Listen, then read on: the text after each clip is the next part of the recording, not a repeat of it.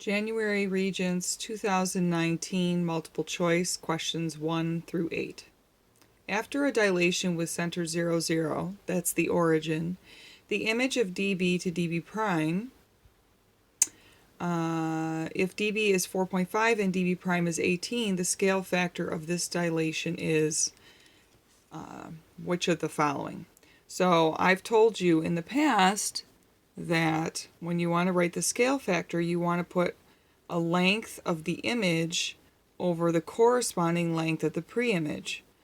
So in this case, we want to write 18 over 4.5, which, if you put that in your calculator,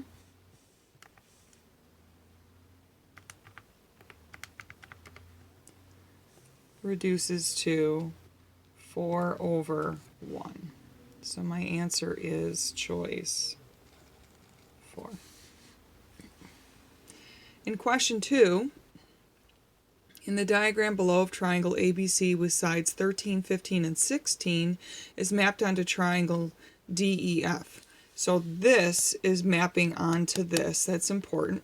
After a clockwise rotation of 90 degrees around point B. So it's clockwise, which is opposite of what we normally do, 90 degrees.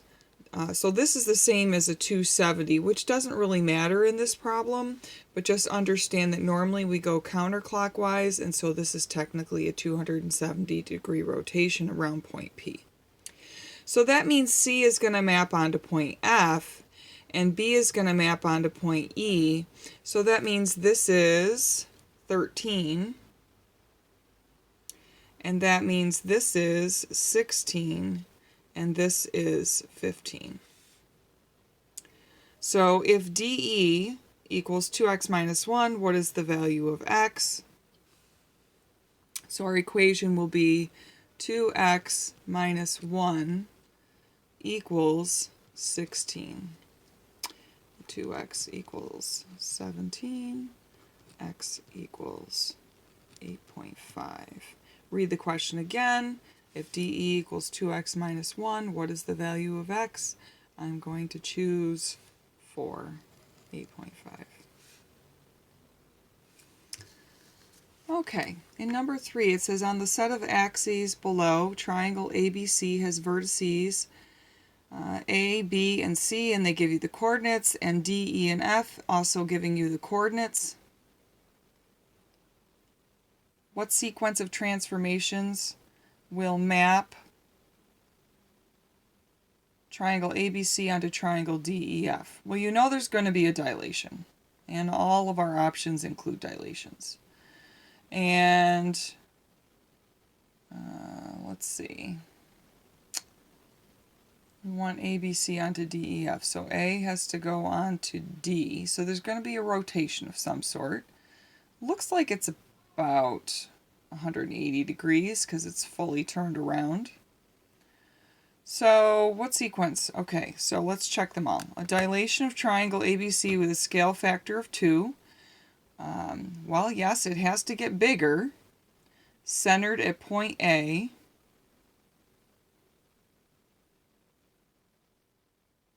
Well, that's only one transformation, and that's not going to do it.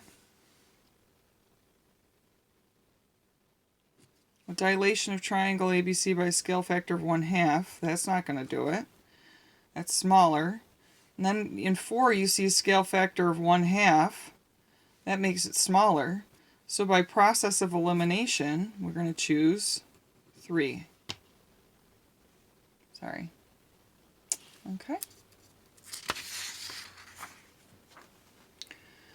Question 4. The figure below shows a rhombus with non-congruent diagonals. And the first thing you should know when you look at this is that this is a right angle. Okay. And all 4 sides are congruent. Okay.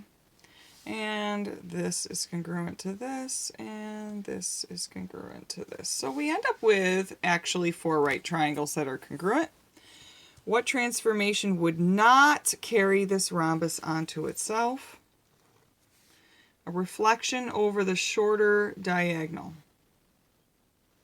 So if I fold this thing on the shorter diagonal, would those two congruent triangles on the left map onto those? And the answer is yes, so that's a true. Reflection over the longer diagonal would also do the same thing. A clockwise rotation of 90 degrees about the intersection of the diagonals. So if I rotate here 90 degrees, this is going to swing out, and since it's longer, that endpoint will be here. So that would not map onto itself. Or a counterclockwise rotation, oh, it said clockwise, so it actually would map here. Okay, but the same thing. A counterclockwise rotation of 180 degrees about the intersection of the diagonals. So that would, 180 would turn it all the way around. This would map to here, basically, and it would be the same. So 4 is out, and 3 is my answer. In the diagram below of circle O, points K, A, T, I, and E are on the circle. Triangle KAE and triangle ITE are drawn, and arc KE is congruent to arc EI. So let's mark those. If this arc is congruent, that means that segment is congruent. So I'm going to mark them at the same time. Okay. And angle EKA, so this angle is congruent to angle EIT, this angle. What statement about triangle KAE and triangle ITE is always true? So right now, we know